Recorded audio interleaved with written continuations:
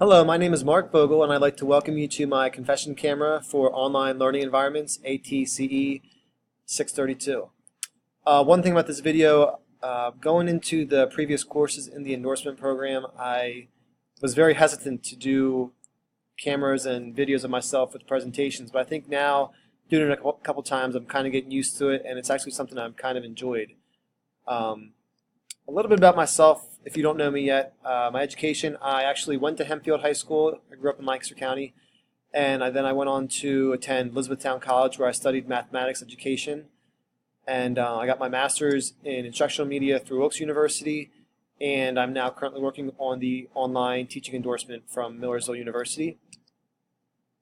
My teaching experience is a little unique because I actually teach at Hempfield, which is where I attended as a student. This is currently my 5th year teaching Algebra 1 and Algebra 2.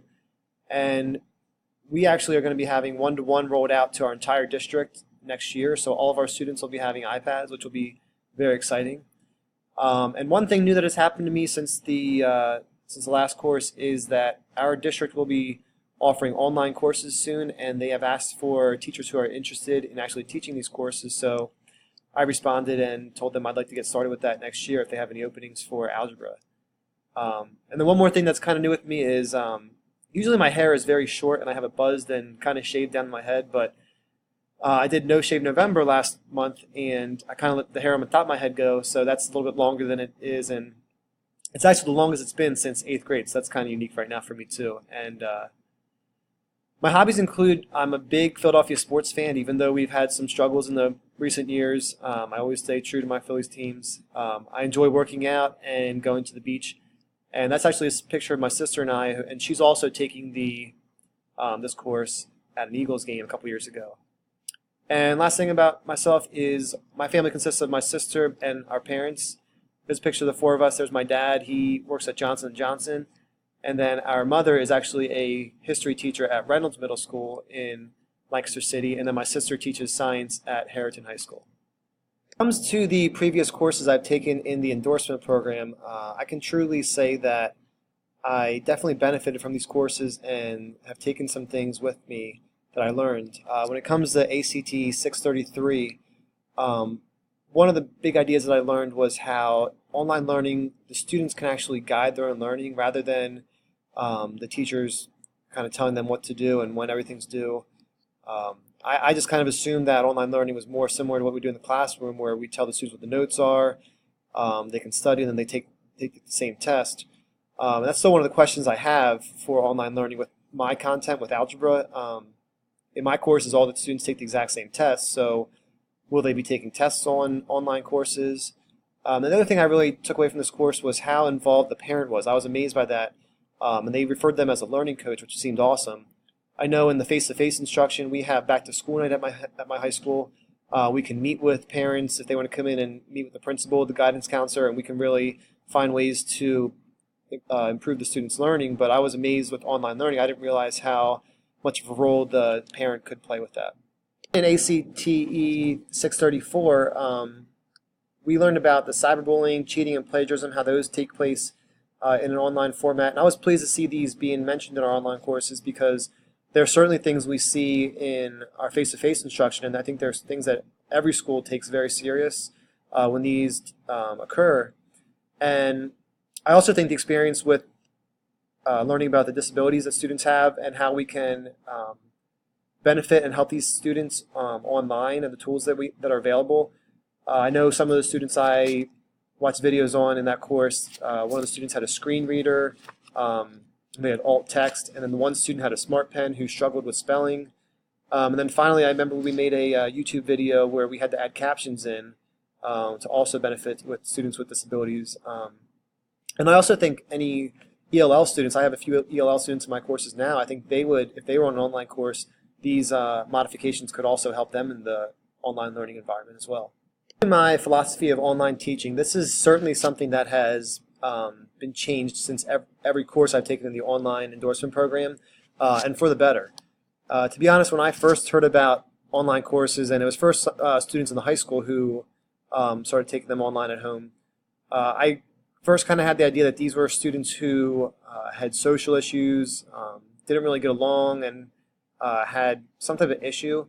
But then I began to research and look around for a master's program for me to take my first, second year of teaching, and my coworkers were talking to me about online courses, and I was thinking, it's going to be tough for me because I like to be on a schedule and have class at this time. But they talked about how flexible it was and how you can kind of do the work at your own pace. So I gave it a shot, and I have been very satisfied with every online course I've taken. And it's very nice, especially having a full-time job right now, being able to do the work for my classes at the best time for myself. So that was one thing that I realized that online learning can really be for anybody. And also, I was really amazed at how much the students can guide their own learning, as the teacher kind of acts as a guide in the learning process.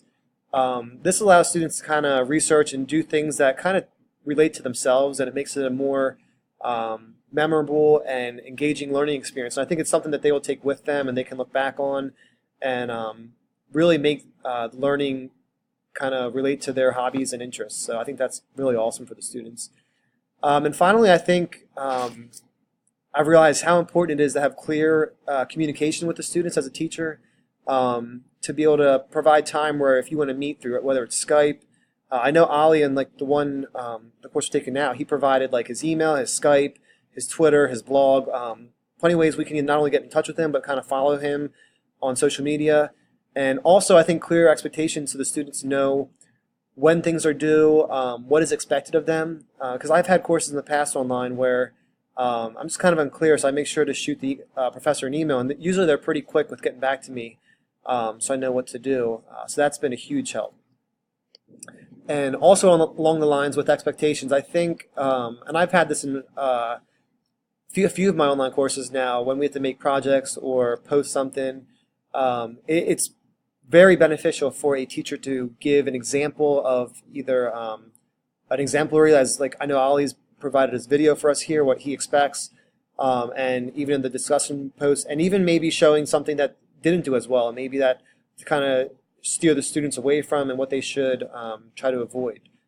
A few things that stood out to me when reading Tiffany Reese's How Teaching Online Made Me a Better Face-to-Face Instructor article. First, one thing she mentioned was that she realizes that some courses do better being taught online than others. That makes me think about Algebra 1, where students are a lot of practice. In my classes, kids are up at the board doing practice, and if they're still repetitively making the same mistake, I can catch that sooner. Where in an online class, that might be a little tougher to catch. Another thing that stood out to me, I thought was interesting, was how she said all the lecture notes the instructors have prepared over the years become useless in online courses.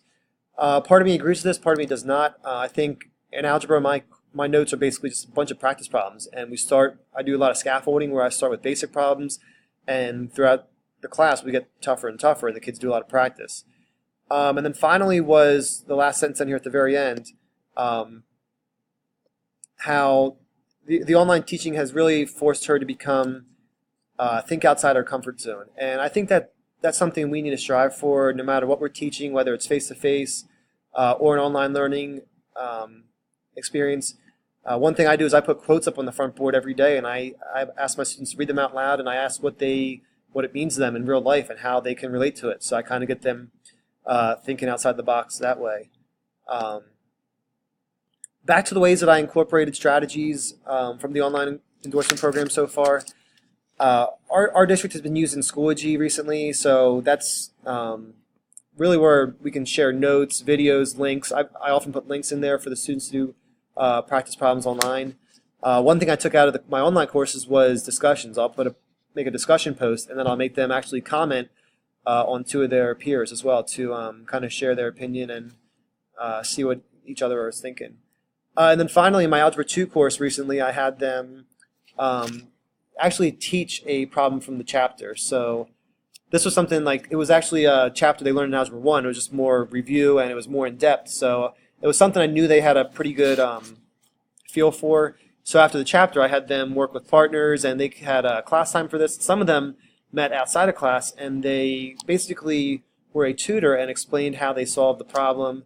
And they had a lot of fun with this, where they could kind of bring in their hobbies and interests and I was very excited, and I think the first time it was a little rough going through it, but I think there were a few things I would change and to make it a smoother process. So um, that's it for my confession camera. So I like to thank you for watching my video, and I'm looking forward to learning with you throughout the semester. Thank you.